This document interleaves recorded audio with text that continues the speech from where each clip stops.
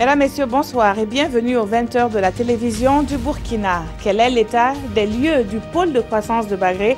La représentation nationale pense que ce pôle, source de richesse, n'est beau que sur le papier. Une délégation d'élus nationaux prévoit y faire un tour au moment où le gouvernement veut lancer de nouveaux pôles de croissance. Le point sur la plénière achevée en début de soirée d'hier, dès le début de ce journal. Dans cette édition également, le bilan d'une vingtaine d'années d'existence. La journée nationale du paysan édition 2017 se consacre aux résultats engrangés depuis son institution en 1993. Les perspectives de cette rencontre annuelle entre le monde paysan et les gouvernants seront également à l'affiche. Pour en parler, nous recevrons dans quelques instants le ministre de l'Agriculture et des Aménagements hydrauliques, M. Jacob Ouedraogo. Et en fin de journal, nous irons au Mexique où vit l'homme le plus gros du monde. Il a 32 ans et pesait il y a quelque temps plus de 600 kg. Il devrait encore perdre plus de poids après une intervention chirurgicale prévue mardi prochain. Ce pontage gastrique devrait lui faire perdre quelques places dans le livre des records mondiaux. Avant le développement de ces titres, sachez que l'on a beaucoup parlé investissement à la primature. Paul Kabatieba a accordé 2 audiences au cours desquelles le développement, le partenariat et l'investissement ont été évoqués. Les domaines concernés, les infrastructures et l'industrie pharmaceutique. Les détails avec Moussa Ouedraogo et Ismaël Diloma Sirima. Yves Thibault, le vice-président de la structure mère du groupe Satom, échange avec le Premier ministre sur les projets en cours d'exécution au Burkina. Il a aussi marqué son intérêt à participer activement aux futurs projets d'infrastructure.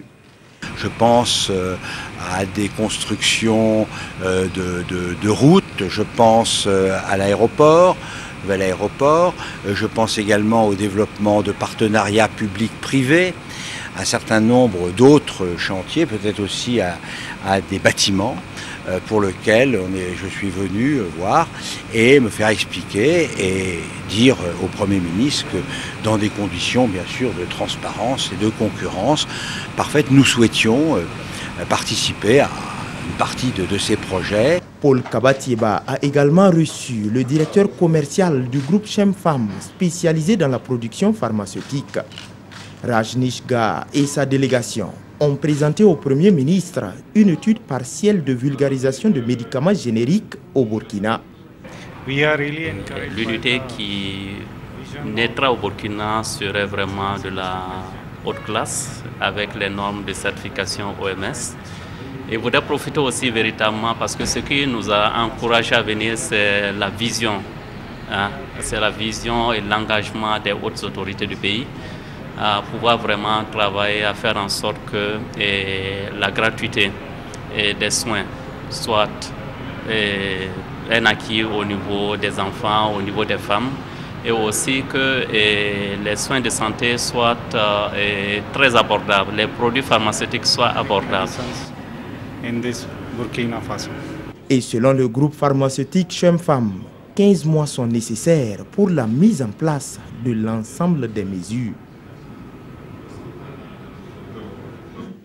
Et puis ce communiqué de presse de la direction de la communication de la présidence, le président du Faso à la cérémonie solennelle d'ouverture de la session ordinaire du Parlement panafricain, invité en qualité de président d'honneur à la cérémonie solennelle d'ouverture de la 4e session ordinaire du Parlement panafricain. Le président du Faso se rendra à Midrand en Afrique du Sud le 7 mai 2017 et lors de cette session ordinaire de la 4e législature, le président du Faso va délivrer un message le 8 mai 2017 aux honorables députés du Parlement panafricain.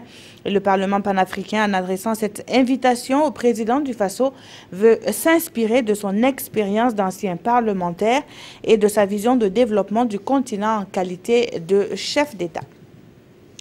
Des députés également membres de groupements associatifs, certains de leurs pairs le voient d'un mauvais œil. Aucune loi ne l'interdit pourtant, mais une exige que ce militant ne fasse point partie des instances dirigeantes de la formation politique. Au cours d'une plénière, les élus nationaux ont aussi voulu en savoir davantage sur les pôles de croissance. Compte rendu signé Adama Guiti et Vincent Kendrobego.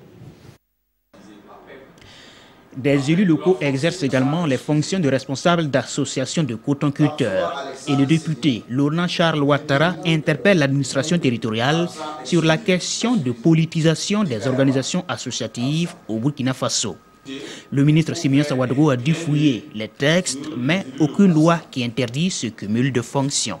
Aucune disposition de nature à empêcher les responsables des groupements d'occuper des fonctions politiques. Même en les considérant comme des associations au sens de la loi portant liberté d'association, il faut se coller à l'esprit et à la lettre de l'article 7 de cette même loi portant les libertés d'association qui interdit seulement donc, des responsables d'associations qui soient membres des instances dirigeantes des partis politiques.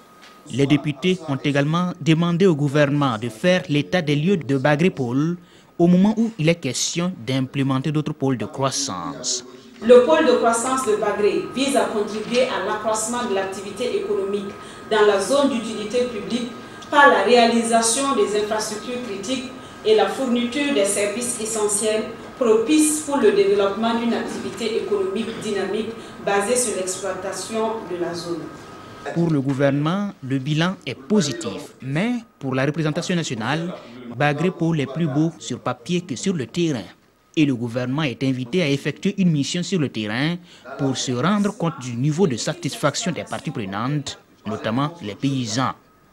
Les accords de partenariat économique entre l'Union européenne et les pays ACP, Afrique, Caraïbes, Pacifique, ont également été discutés et l'Assemblée nationale souhaite que soit prise en compte la nouvelle donne de l'économie nationale, notamment avec l'or comme premier produit d'exportation pour ne pas perdre des recettes fiscales. À cette séance, plus de la moitié des députés étaient absents de l'hémicycle et le président du Parlement a annoncé des mesures contre l'absentéisme. 4 partis politiques se désolidarisent de l'opposition burkinabé. Ils quittent le CEFOP parce que, déçus de la vision politique et sociale de l'institution, la goutte d'eau qui aurait fait déborder le vase, c'est le meeting tenu le 29 avril dernier. L'information a été donnée au cours d'une conférence de presse dont le compte-rendu est signé Jean-Eudes Bayala et Maxime Zongo. Voici 4 nouveaux visages démissionnaires du CEFOP et dont il faudra désormais se familiariser avec dans le landerneau politique burkinabé. Abdoul Salam Diallo, du Parti pour la démocratie et la fédération, Evra Sorgo, Parti écologiste pour un développement nouveau, Gilbert Bouda, du Parti Fassocrate, et Inoussa Ouedraogo, du Parti centriste pour la démocratie et le progrès. Cette défection a des causes lointaines d'ordre social et politique. Le CEFOP, sous la direction de Zéphirine Diabré, n'a proposé aucun plan d'action de solidarité à l'égard des familles des victimes de l'insurrection populaire et du putsch de septembre 2015. Le CEFOP s'est lancé dans une stratégie électoraliste avec des acteurs qui doivent répondre devant le juge, au mépris du respect de la mémoire de nos martyrs. Le meeting du 29 avril dernier est aussi une cause récente. Le meeting du 29 avril, vaillante jeunesse. La géographie de la salle confirmait la véritable connexion entre l'ADF-RDA, le CDP, l'UPC et l'UPC. La stratégie de la politique politicienne était déjà mise en œuvre en vue de permettre au CDP, l'ADF-RDA de se remettre en orbite, une manière de les absoudre devant le peuple. Très prochainement, ce groupe de partis démissionnaires précisera son nouveau bord politique, opposition aux majorités, mais également l'alternative à proposer. Un reportage signé Abdoul Rasmane Zongo. Et puis, l'ancien président de la Commission électorale nationale indépendante fait chevalier dans l'ordre de la Légion d'honneur. Cette distinction, Maître Barthélémy Kéré la reçoit des mains de l'ambassadeur de France au Burkina. C'était au cours d'une soirée conviviale que nous comptent Isiaka Ouedraogo et Ismaël Diloma Sirima. Nous vous remettons les insignes de chevalier dans l'ordre de la Légion d'honneur. Maître Barthélémy Kéré reçoit la Légion d'honneur des mains de Xavier Lapère de Cabane, l'ambassadeur de France au Burkina. Cette distinction est une reconnaissance à l'ancien président de la CENI pour son engagement et son respect des bonnes pratiques démocratiques. Ça ne doit surprendre aucun Burkinabé que la France décide de remercier et de féliciter le président Barthélémy Kéré pour toute son action toute l'action qu'il a faite, qu'il a eue d'abord pendant toute sa carrière et puis particulièrement à la tête de la commission électorale centrale. C'est une décoration qui vient pour lui, mais aussi en fait pour toute la CENI et en gros en fait pour tous les citoyens du Burkina Faso. Selon la France, le Burkina Faso est l'un des pays promoteurs de la démocratie et de la bonne gouvernance. On est satisfait et on est heureux que l'expérience que nous avons vécue au Burkina Faso ici a été remarquée également à l'extérieur. Et pour moi, c'est la plus grande satisfaction de considérer que le travail que nous avons fait, qui est donc un travail pour la promotion de la démocratie dans notre pays, a été effectivement jugé comme tel aussi par les grands pays, j'ai fait des grands pays démocratiques. Cette distinction est le deuxième du genre reçu par Maître Kéré. En 2010, il a reçu à cette même tribune l'insigne de l'Ordre national du mérite. À présent, cette question, quelle place pour l'exploitation familiale dans les agropoles du Burkina?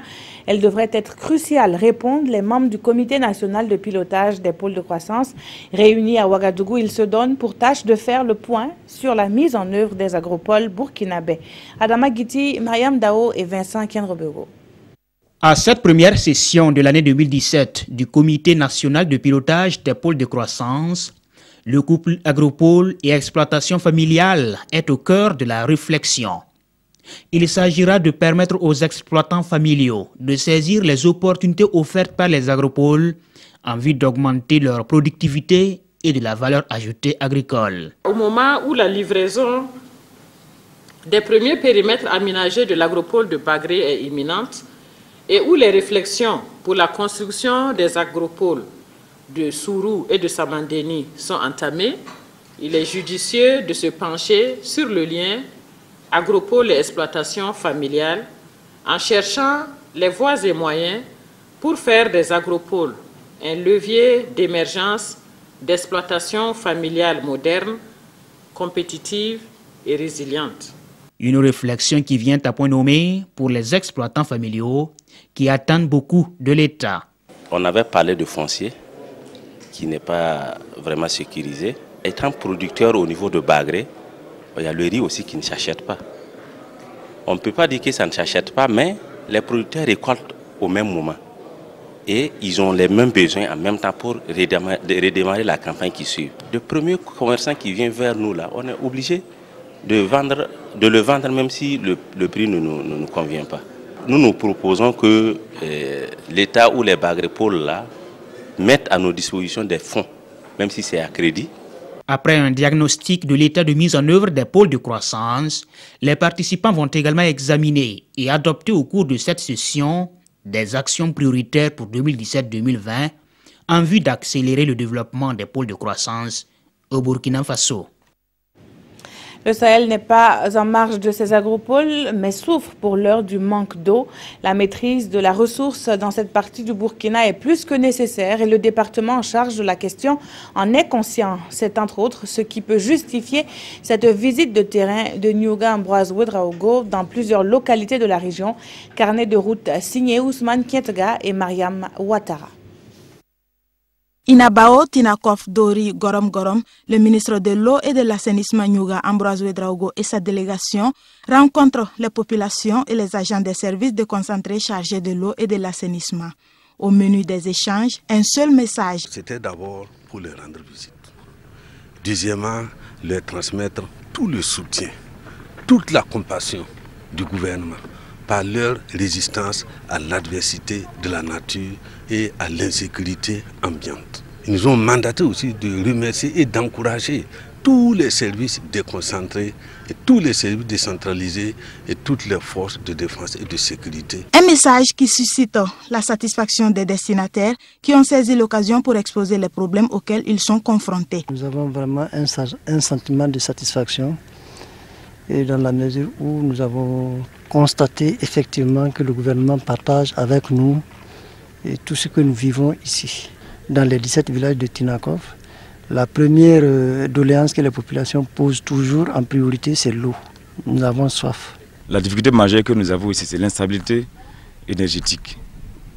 Nous avons des groupes de secours Mais souvent les coupures sont très prolongées, ce qui ne permet pas de prendre le relais. Parce que si une coupure c'est là après 10 heures, alors que le groupe peut fonctionner plus de 10 heures, et également la capacité de production de la station, mais que nous travaillons à rehausser.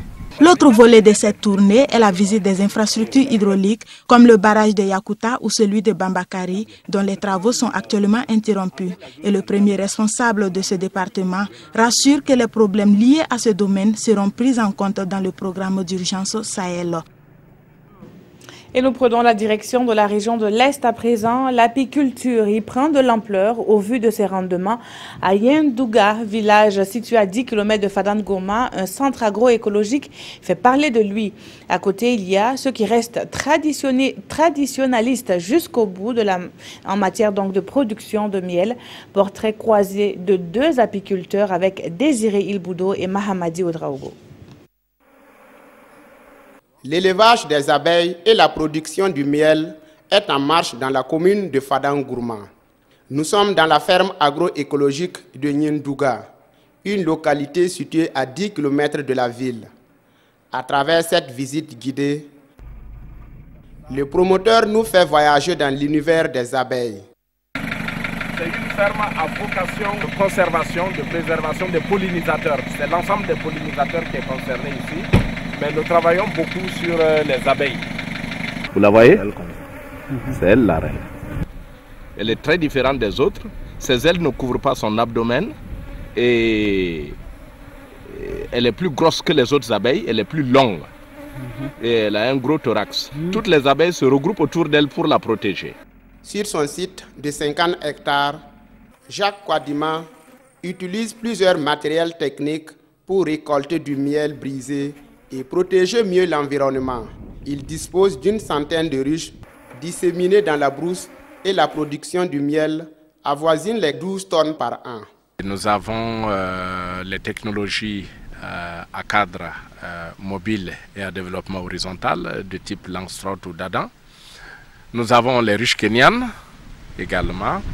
Et puis nous avons d'autres technologies que nous essayons de tester. Mais la meilleure technologie qui permet de produire un miel de très haute qualité, c'est la technologie à cadre mobile qui permet aux abeilles de stocker le miel dans la hausse à miel. C'est uniquement du miel pur. À côté de Jacques Kouadima se trouve un autre apiculteur, Potia Moulankwande.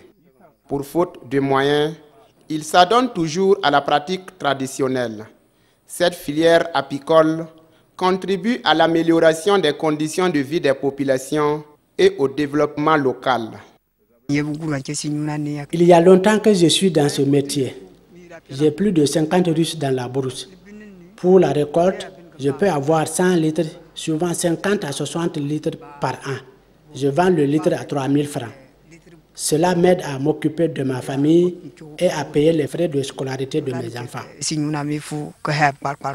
Pour ces apiculteurs, la déforestation, les effets du changement climatique et l'avènement des pesticides constituent les obstacles de la filière apicole dans la région de l'Est. Bonsoir, Monsieur le ministre. Bonsoir. Alors, tenir compte de l'environnement tout en pratiquant son activité, c'est un message que vous portez souvent au monde paysan? Oui, parce que l'environnement détermine un peu les conditions de production. Alors donc, il faut travailler à préserver l'environnement et faire en sorte que nous puissions renouveler nos sols, les fertiliser davantage, afin qu'ils puissent nous donner ce que la terre peut donner. Parce que nous disons que la terre ne ment pas. Et dans ce slogan, effectivement, quand on protège la terre, quand on protège l'environnement, on a des résultats qui nous permettent d'espérer un avenir meilleur. Alors, les 11, 12 et 13 mai prochains à Kaya vont se tenir les journées nationales du paysan. Oui. Alors, 20e édition, l'apport de ces journées sont-elles profitables et puis à qui? Oui, les journées des paysans, il faut se le dire, c'est des journées de réflexion, d'échange, franc et direct, parce que vous savez que les producteurs ont en face de son Excellence M. Rochman Christian Kaboré, qui est le président de ce pays, avec le gouvernement, et les producteurs ont des préoccupations. Et à chaque journée nationale du paysan, il les adresse directement aux premiers responsables de ce pays. Et ensemble, nous essayons de trouver des solutions à ces problèmes-là pour permettre de booster la production agricole, pour permettre de faire en sorte que le monde rural se prenne en charge et que le monde rural contribue au développement de ce pays. C'est une grande journée et un événement de portée nationale. Et au fil des années, est-ce qu'il y a des acquis que l'on peut noter très rapidement? Oui, il y a beaucoup d'acquis. Il faut se dire que les producteurs eux-mêmes, d'abord, s'attachent à cette journée. Et ça fait déjà 20 ans que cette journée se fait.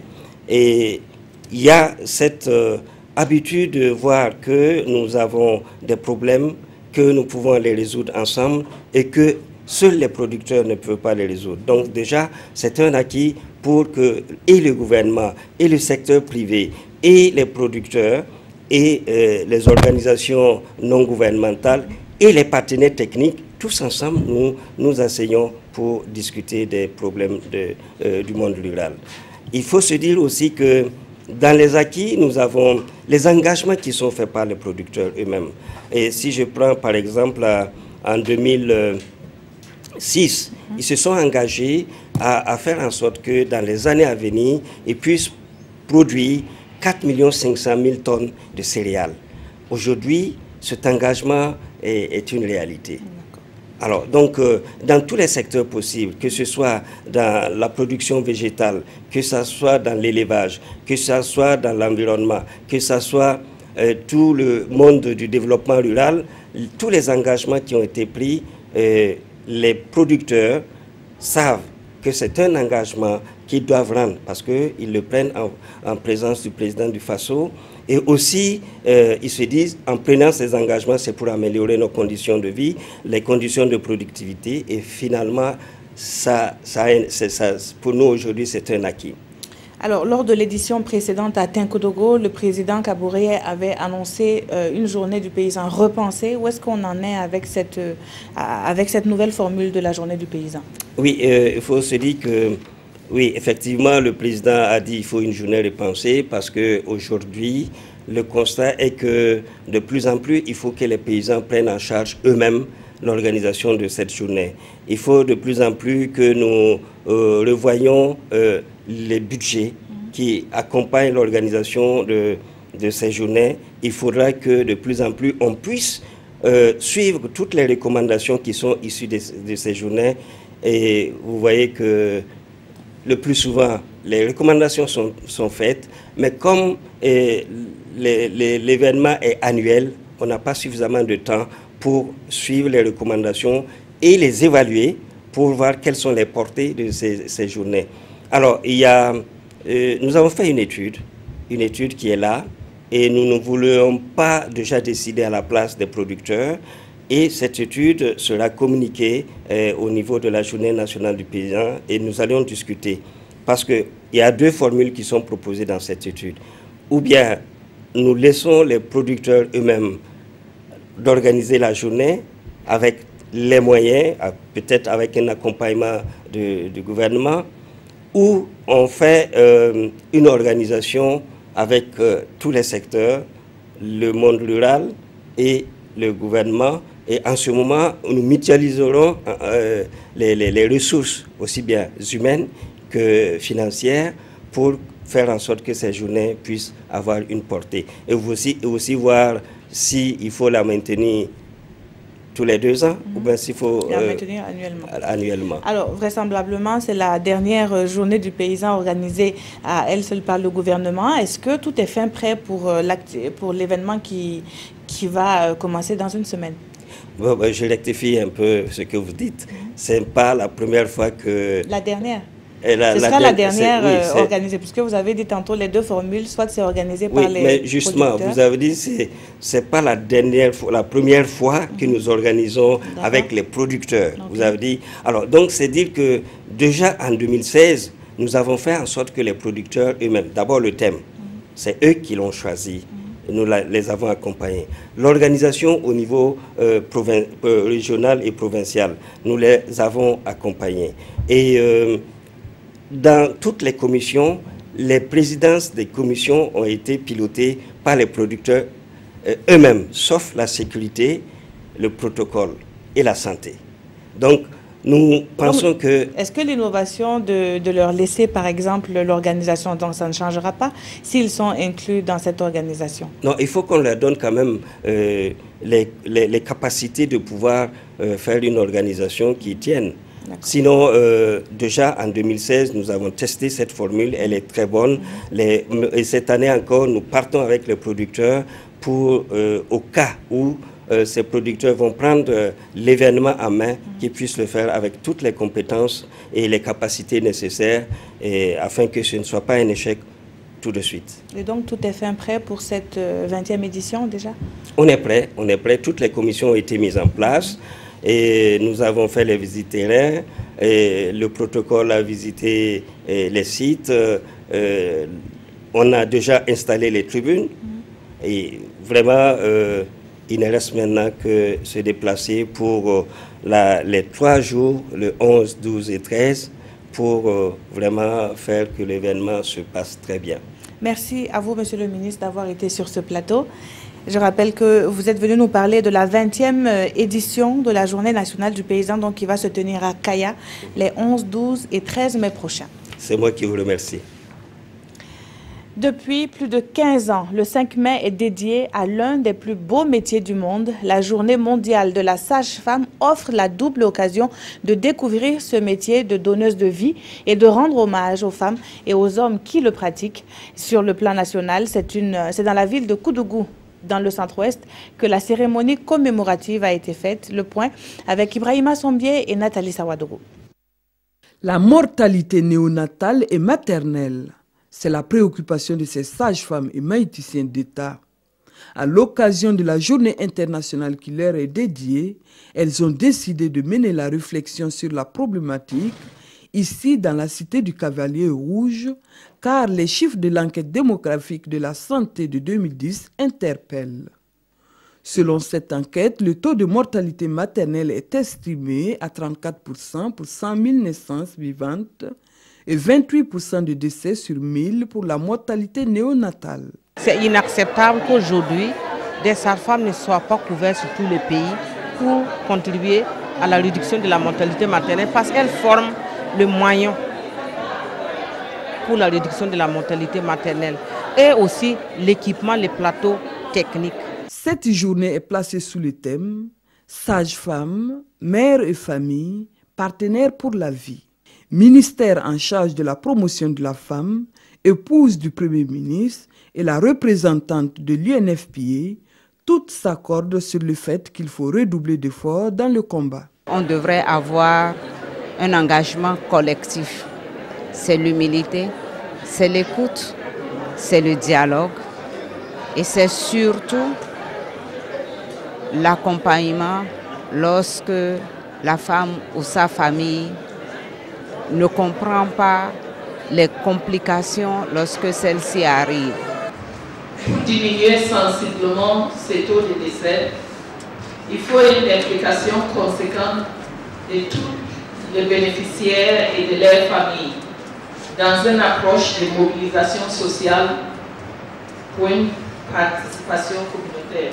Sages-femmes et maïticiens de Burkina, je voudrais vous rassurer de ma constante disponibilité à vous accompagner dans cette noble tâche. En marge de cette célébration, des activités de sensibilisation, de dépistage ont été menées au profit de la communauté. Des certificats de reconnaissance ont été décernés à des membres pour leurs actions en faveur de la mère et de l'enfant. Un acte pour susciter plus d'engagement aux côtés des femmes au blouse rose, pour que la vie de la mère et de l'enfant au Burkina Faso soit toujours rose. Qu'elle soit sage-femme, médecin ou ménagère, la femme est magnifiée à travers un salon. Pour la première édition, le Salon international de la femme de Ouagadougou se donne pour mission de faire la promotion des talents féminins. Des recommandations sont attendues quant à l'autonomisation de la femme burkinabé. Yacouba Gamene et Maïmouna Traoré nous en disent plus. Le Salon international de la femme de Ouagadougou se veut un cadre de promotion de la femme et plus particulièrement des talents féminins. et il vient avec un projet, une femme, un métier. Il y aura des formations dans le domaine et également voir dans quelles conditions on peut mettre les associations féminines ou bien les femmes qui évoluent individuellement en contact avec les structures financières pour avoir un crédit et puis s'installer. Voilà. C'est ça la grande vision du CIFO. Le thème qui est traité au travers de ce salon est un thème qui nous invite donc à participer aux côtés donc, de ces organisateurs-là pour pouvoir apporter notre contribution à ce que nous puissions avoir une grande mobilisation des femmes, à ce qu'elles puissent prendre part au panel, être sensibilisées, être coachées et aussi avoir des opportunités donc, de création d'affaires. C'est aussi un cadre d'échange et de partage d'expériences entre femmes. Je travaille beaucoup sur les droits des femmes et que je travaille aussi depuis 10 ans dans le secteur privé, je travaille dans le secteur bancaire. C'est parfois dans les rencontres entre femmes qu'on peut aussi partager des astuces pour pouvoir avancer ensemble. Le salon prévoit alors des conférences et des tables rondes sur des thèmes comme femmes et défis de développement ou femmes, démocratie et autonomisation en Afrique. Le rendez-vous culturel à ne pas manquer pour les adeptes du reggae, c'est bien le Marley d'Or. La 4e édition des trophées de la musique reggae bat son plein depuis hier à Ouagadougou et ce jusqu'au 11 mai prochain. Les 3 nominés pour le Marley d'Or sont connus et nous en savons davantage avec Roger Kam et Aruna Marie. Les rythmes des Marley d'Or vont déferler sur la capitale burkinabé du 5 au 11 mai prochain. Cette conférence de presse sert ici de rampe de lancement pour annoncer les couleurs de la 4e édition. Dédiée à la promotion des vibrations positives, le festival se veut également une nuit du mérite pour les rugbymen burkinabés. Cette année, Ima Ado, Jésus Kankelen et Osibi Johan sont en lice pour le Marley d'Or, le prestigieux trophée du festival. En Suisse, des nominés seront aussi distingués dans les 4 autres catégories des Marley d'Or, mais pas seulement. Martin Thierry de New York, tu fais venir Takana et Zion actuellement sur Paris, on fait venir les frères Touré Kunda depuis Paris aussi, et puis on fait venir des sommitiers. José Touré qui a fait le déplacement l'année passée, qui est le tourneur d'Alpha Blondie, sera aussi là et tout ça. Donc c'est pour dire qu'il y aura du bon monde, il y aura du bon live cette année. Les Marley d'Or 2017 font un clin d'œil à la communauté sénégalaise pour magnifier l'intégration sous-régionale. Il y aura une grande communauté sénégalaise qui sera présente pour non seulement venir soutenir leur idole, qui est les Touré Kunda, les frères Touré Kunda, mais aussi pour dire qu'ensemble au Burkina Faso, les gens vivent en harmonie, les gens vivent en paix. Le festival qui se positionne également comme une école entrevoit des rencontres professionnelles pour donner un coup de pouce au reggae burkinabé. Le village du festival est prévu du 5 au 7 mai au terrain Newton des 4 de Dassasko. La grande nuit qui se tient le 11 mai dans la cour du Siao va permettre de désigner le lauréat 2017 des Marley d'Or. Un mot de sport avec une bonne nouvelle. La crise au sein du karaté burkinabé relève désormais du passé. Depuis la dissolution de l'équipe fédérale en 2015, le karaté-do était géré par une équipe transitoire qui a remis le témoin à une équipe élue. Présentation de cette équipe avec Salifou Belem et Kalfa Ouattara. Ces poignées de main symbolisent le passage de témoin entre comité transitoire et fédération nouvellement élue du karaté-do. Que ce fut long, le chemin qui a conduit à la mise en place de l'équipe fédérale. Et au moment de passer la main, le message de Jean Yamego est clair. Ne faites pas la ségrégation. Continuez de travailler avec tout le monde. Ce n'est pas un groupe qui va passer à la tête de la fédération. C'est la fédération de karaté qui est censée travailler avec tous les karatékas. Vous devez faire en sorte que ceux qui vous boudent de l'extérieur, quand ils vont constater que vous travaillez de façon honnête, avec justesse, avec tout le monde, ils vont revenir à la maison.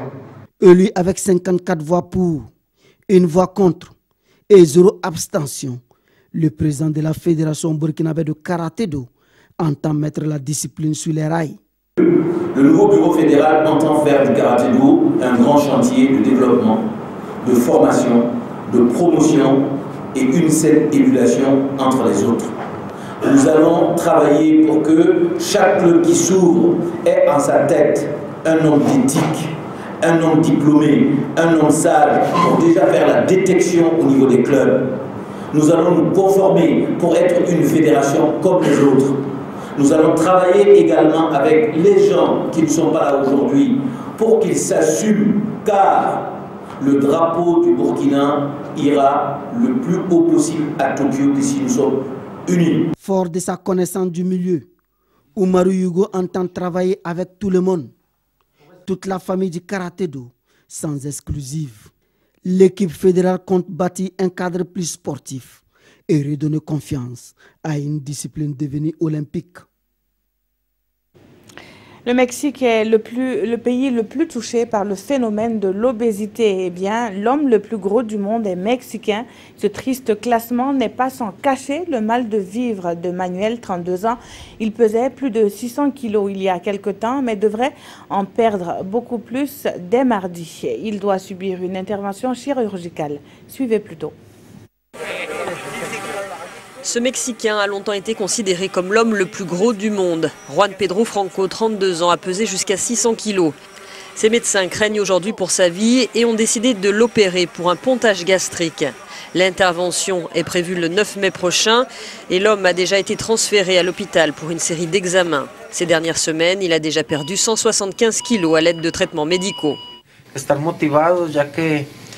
Je dois rester motivé, optimiste, dit-il, parce que si je suis déprimé, c'est encore pire. Donc il faut aller de l'avant. Tout ce que nous pouvons faire doit être fait. Si les docteurs m'aident, je les remercie et je remercie tous les docteurs qui prennent soin de moi et me soutiennent.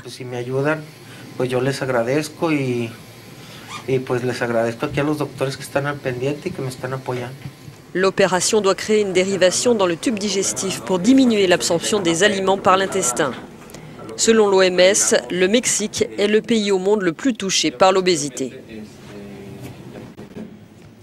Voilà qui met fin à cette édition. Tout de suite à 22h30, Ruth Ouattara revient en direct pour la dernière session d'information. Fousseni Kindo vous revient, lui, demain à l'édition du Grand Journal.